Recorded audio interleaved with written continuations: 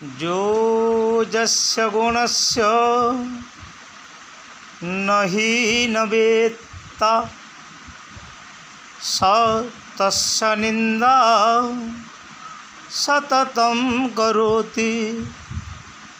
यथा तुम्बुरु गीतवाद्यनादैः नीचर प्रमुखे मदिरा पिबन्ति। जे जार गुण शील चरित्र ज्ञान बाबद जानी न थाए से सततः ताहाको निंदा करे। यथा तुम्बुरु गीत वाद्य ना दे लाउतुम्बा जदि तुम्बुरु बाध्य कर दिया जाए गोटे फाड़ को से सुंदर भाव में भजन बोले बाध्य करे सुंदर नाद शब्द करे लोक मन को रंजन करे किंतु नीचर प्रमुखे मदिरा पिबन्ति। नीच व्यक्तिर हाथ में जदि पड़गला से ग्लास रे किंबा बोतल में मद पीबनी से तुम्बुरु लाउ तुम्बार गोटे फाड़े पेक कर मद पीद कारण तार व्यवहार से जानी जेहेतु गोटे पात्र बड़ पात्र पीले भल निशा लगे। एमती जो माने विद्वान गुणीर आचरण चरित्र शील को जानी न प्रभाव को जानी न से माने तांकर अल्प मस्तिष्क केवल तांकर दोष दुर्गुण को देखती और निंदा ही करती। तांकर निंदार विद्वान किसी क्षति ना कि लाभ ना जहाँ को जेमंत दिशे से तेमंत भाषे तोहरे महतंकर जाए कि भाषे जहाँ को जिमिते लगे से कहीदेला शिक्षित व्यक्ति उत्तम व्यक्ति उच्चस्तरीय व्यक्ति तोहरे लाभ न था कि क्षति न था कहीं आत्मश्लाघा न था समाज प्रति सेवा था प्रभु प्रति समर्पण था भीतर बुझा इतर व्यक्ति महत गंगाधर लिखती महत को सीना महत चिन्ह इतर तो कि अंध सूर्योदय हेरे प्रकृति हस उल्लोकर दृष्टिबद्ध उल्लोकर दृष्टिबद्ध हो जाए बंधन हो पेचा देखी पारे ना दिन बेले तेणुक विद्वान बहिजानाति विद्वज्जनर परिश्रम कस्मै न जानाति बंध्या गुर्वी प्रसवेद। विद्या विनय आने आउ अज्ञानता अभिमान वर्धन कराए यही कथा को जानी मक्षिका मलमिच्छन्ति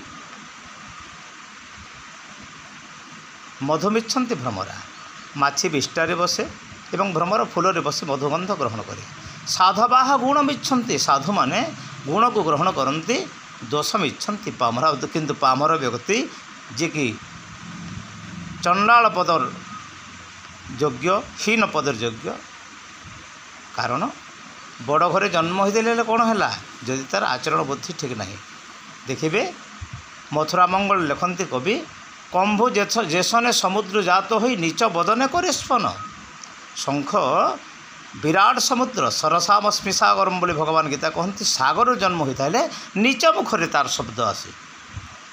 बड़ लोक घर लोक हेले बड़ घर पुओ हेला कि हेला बुद्धि ताहार अटे ही न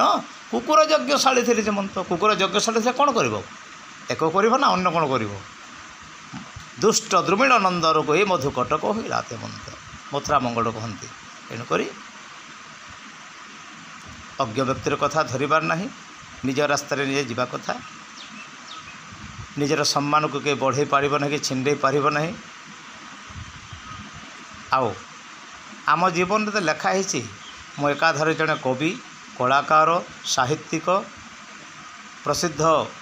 चंडीपाठक रुद्राभिषेककारी ब्राह्मण एवं संचार कलाकार कीर्तन कलाकार नाटक कलाकार तथा क्लासिकल कलाकार एटा कहले निजर बड़े हे सारा ओडिशा तथा भारत जानती सहलिया गुरु बोले कहा जानवर बाकी नहीं आमर ये अंचल पूर्वांचल अवधूत बाबा बोले समस्ते जानसन आओ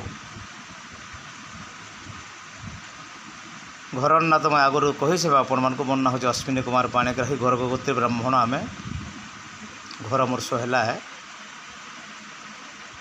अजाचित अपमान भी व्यर्थ लोक वार्तालाप करवार द्वारा मिल जाएसी आम से चिंता न करूँ न शोचती न कांक्षति ठीक अच्छे ये श्लोक कहबार उद्देश्य है नीच व्यक्तिर संगति न करब आउ तार संगे वार्तालाप जदि कल निजर क्षति हेसी भजन शरण ध्यान धारण रे बाधा हेबा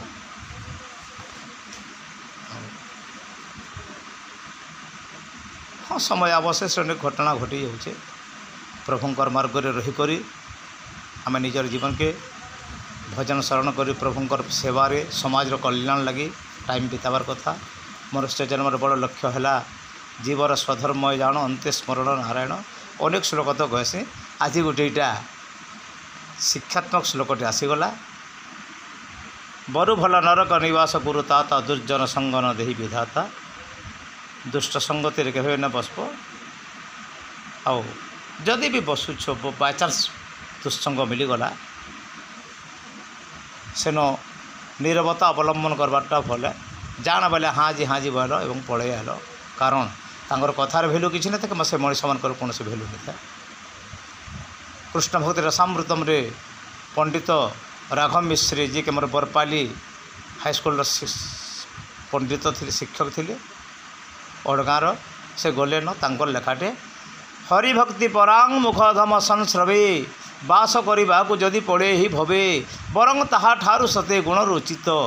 नर के निवास कुर्मे कीट भी जड़ित अन्य दोष गुण चिंतन मास मुक्त पर दोष कि गुण को आमर देखार ना कि कहारी ठार सर्टिफिकेट पाइबार ना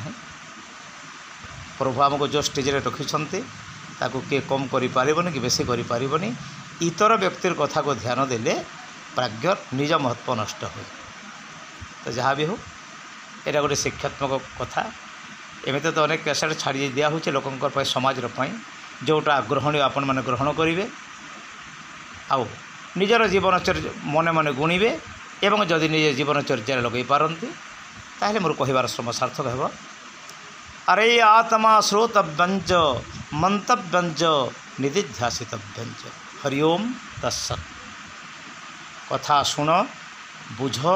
चिंतन कर एवं जीवनचर्या लगा नमो नारायण नमो नारायण नमो नारायण।